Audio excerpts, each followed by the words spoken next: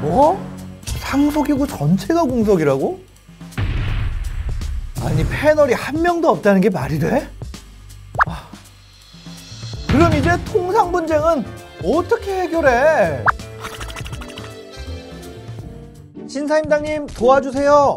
저희 반에서 매일 싸움이 일어나요. 원래 저희 통상초등학교 5학년 1반이 매일 싸움만 일어나던 곳은 아니었어요. 평화롭던 저희 반에 싸움의 불씨가 생긴 건 학기 초 학급 회장과 위원을 새로 뽑았을 때부터였습니다. 가장 적극적으로 연설한 친구가 결국 회장이 됐고 나머지 위원들도 투표로 잘 선출이 됐습니다. 그런데 학급 고민함을 폐지하자는 토의에서 문제가 시작됐어요. 글쎄 회장이 학급 고민함 폐지 반대 의견을 내는 학생들에게 계속 딴지를 거는 겁니다. 다른 사람 의견은 듣지도 않고 자기 의견만 말하고요. 결국 학급 고민함 폐지는 막았지만 문제가 또 생겼습니다. 회장이 자신을 말렸던 학급위원들이 무슨 의견만 내면 사사건건 견제를 하는 겁니다. 결국 회장의 방해에 지친 위원들은 하나둘 위원직을 그만뒀고 결국 우리 반은 누가 싸워도 중재해줄 사람 하나 없이 이런 상태가 되고 말았습니다. 이제 저는 어쩌면 좋죠? 안녕하세요. 사연으로 알아보는 통상 핫이슈 통상담소의 MC 신사임당입니다. 오늘은 WTO 상소기구처럼 스튜디오를 꾸며봤는데요. 오늘 주제도 역시 제 의상과 이 스튜디오 배경과 관련 있는 주제입니다. 바로 WTO 분쟁 해결 제도와 상소기구. WTO는 전 세계에서 유일하게 무역 분쟁 해결 장치를 운영하고 있는 다자 체제인데요.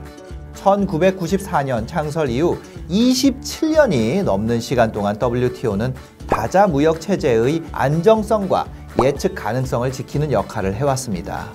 그리고 그 중심엔 WTO의 분쟁 해결 제도와 상소기구가 있었는데요. 상소기구 운영을 시작한 1995년부터 2020년까지 발생한 총 598건의 분쟁 중에 약 60%에 해당하는 356건의 분쟁이 WTO 분쟁 해결 제도 패널 설치를 통해 사법적 절차를 진행했습니다. 다자 무역 체제 질서 유지에 핵심적 역할을 하는 WTO의 분쟁 해결 제도 그리고 상소기구가 2019년 말부터 기능이 정지되었고 2021년 현재 상소기구 패널 전원 공석이라는 초유의 사태를 맞았는데요. 그 핵심 배경엔 세계 통상계의 주도권을 가지고 있는 나라 미국이 있었습니다. 상소기구에 대한 미국의 불만이 누적되면서 2017년부터 상소위원 임명과 재임명을 거부했고요. 상소기구 의원 전원 공석이란 초유의 사태가 벌어지게 됐는데요. 이런 사태가 일어난 이유 중 하나는 WTO 상소기구의 정체에 있습니다. 여러분 혹시 DDA라는 단어 들어보셨나요? 바로 도하 개발 어젠다 협상을 의미하는데요. 도하 개발 어젠다 협상은 우루과이 라운드로 출범된 WTO가 진행한 첫 다자 간 무역 협상이었습니다. 이 협상을 통해 농업, 서비스는 물론 통상담소의 단골 소재인 반덤핑, 보조금 규범 강화, 분쟁 해결 절차 개선, 지적재산권까지 다양한 통상 의제들에 대한 논의를 시작했습니다. 하지만 이 도하 개발 어젠다 협상에 치명적인 단점이 하나 있습니다. 협상 결과가 제대로 도출되지 못했다는 것이죠. 통상 의제들에 대한 협상이 지지부진한 사이 시대는 끊임없이 발전하고 변화해왔고 디지털 무역, 환경, 공급망 등 신통상 이슈들이 나타나기 시작했습니다. 이전 통상 의제에 대한 논의도 채 끝나지 않은 상황이라 아직 WTO엔 신통상 의제에 대처할 마땅한 규정이 없습니다. 규정의 공백이 일어난 건데요. 그 공백을 WTO에서 해석하는 일이 발생하면서 WTO에서 한 해석에 대해 미국이 불만을 갖는 일이 많아지게 된 거죠. 미국이 상소기구에 불만이 커지게 된 이유 지금부터 하나씩 살펴보겠습니다. 미국이 WTO 분쟁 해결 제도와 상소기구에 불만을 가지게 된 이유 첫 번째는 상소기구의 월권 문제입니다. 방금 말씀드렸던 규정의 공백과도 관련 있는 문제인데요.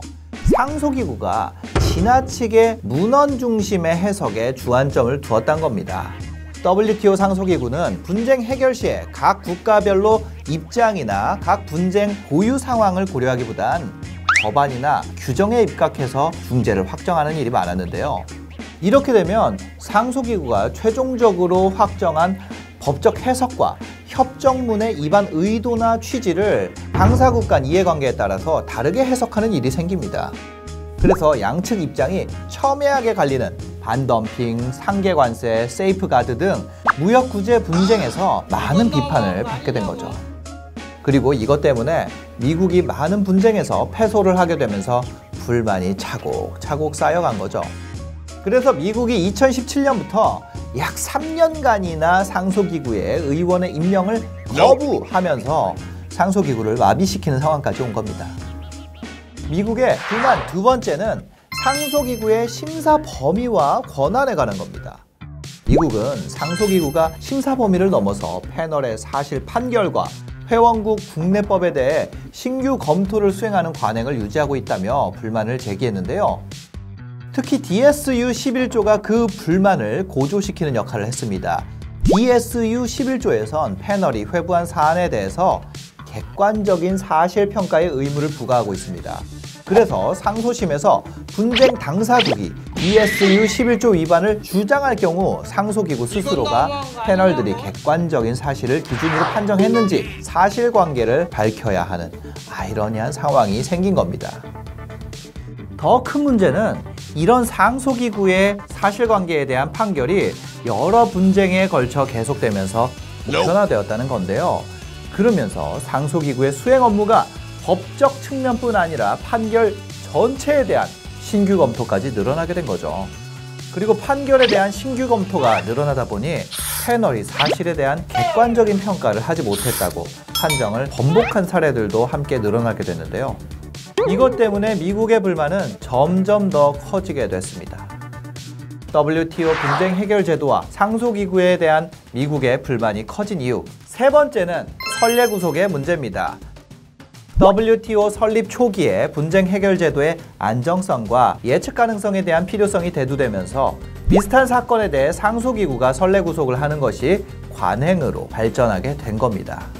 선례구속은 판결을 예측할 수 있다는 장점과 동시에 과거의 판결을 그대로 답습하는 것이란 단점이 있습니다.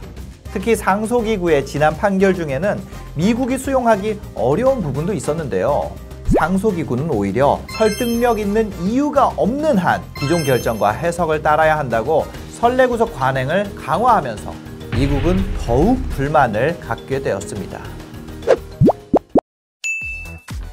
이러한 불만들로 미국이 상소기구 의원 선임을 거부하면서 WTO 상소기구가 사실상 마비된 지금 국제사회의 분쟁은 누가 해결해줘야 할까요? 아직 명확한 대안은 없지만 EU를 중심으로 몇몇 국가들은 DSU 25조 다자간 임시상소 중재약정 중재 절차를 대안으로 제시했습니다. 2020년 4월 EU, 호주, 캐나다, 중국 등 총 19개 국가가 참여하여 다자간 임시상소 중재약정이 제출되었고 현재는 25개국으로 약정 참여 국가가 증가했습니다. 2020년부터 지금까지 이 중재를 사용하기로 합의한 분쟁은 총 7건에 달하는데요. 그 중에 한 건은 상호 합의로 해결되었고 제소를 철회한 한 건을 제외하고는 나머지는 진행 중에 있어서 가까운 시일 내에 첫 분쟁 해결 사례가 나올 것으로 예상되고 있습니다. 이 다자간 임시상소 중재약정은 상소기구의 영구적인 대안이 아니란 회의적인 시각 속에서 첫 판결이 어떻게 나올지 그 의미는 매우 클 것으로 기대가 됩니다. 과연 이 첫 판결로 무역과 통상의 분쟁 해결 제도의 미래가 어떻게 바뀔지 앞으로 눈여겨봐야 할 것 같습니다.